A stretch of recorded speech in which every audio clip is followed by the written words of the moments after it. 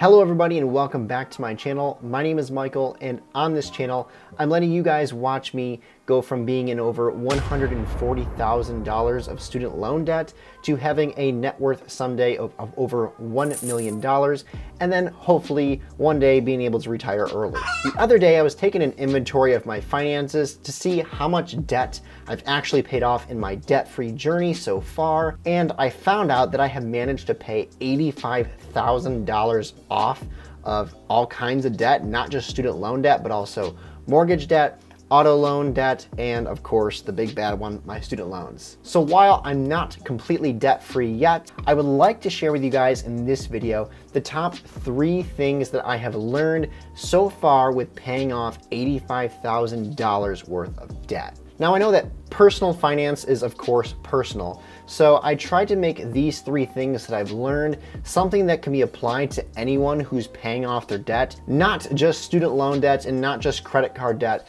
but really any kind of debt and any type of financial journey that you're on. So I'm hoping that these 3 things that I've learned can help you guys on whatever financial path and journey you find yourself on. So the first big lesson that I have learned while paying off $85,000 worth of debt is that number 1, I needed to have a plan. And in the beginning of this debt payoff journey, I definitely did not. Just to share a brief example of what it looks like to not have a plan, back in 2018 when I first graduated and I had my $140,000 worth of student loan debts stacked against me, and I got hired right out of college with a job with my master's degree in occupational therapy, and I started working. At that time, I pretty much had 0 expenses.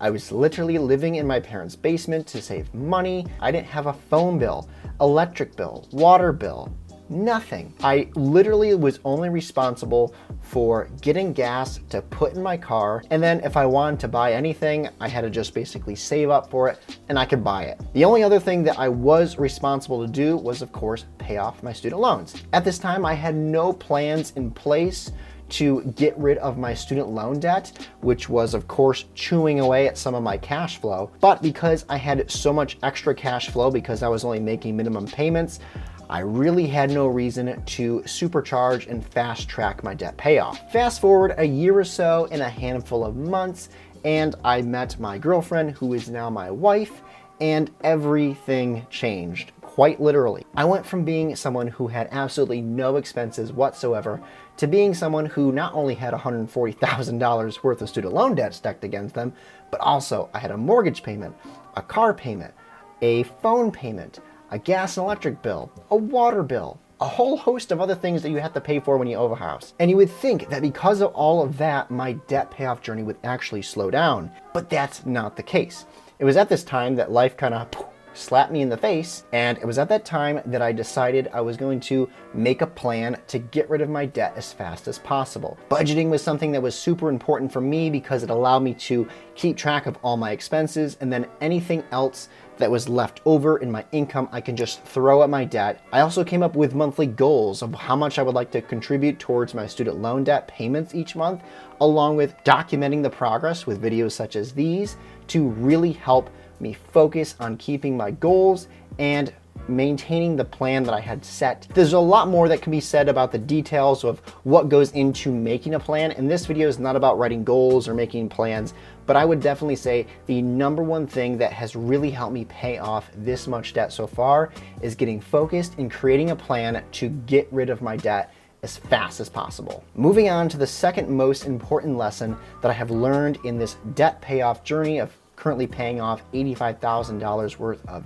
debt is that I have learned that being consistent is more important than being intense. Hear me out on this one because I know that might sound like I'm contradicting myself, especially if you've seen some of my other videos. Being aggressive with paying off debt or even investing is a lot of fun, and it's nice to see big numbers each month, whether it's dwindling down your debt, but here's the reality of it.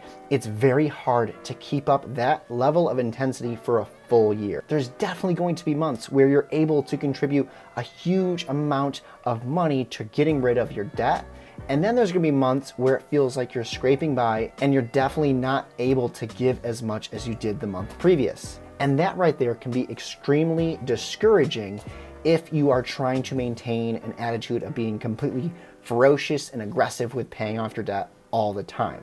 So in my mind, it's much better to be consistent, to have it in your mind that you are going to make any type of debt payment contribution that you can, even if it is lower than what you originally intended it to be. I know from personal experience that there has been months where I have been able to give a huge lump sum of money to getting rid of my debt, like back when I was able to pay off my car with a big lump sum of money.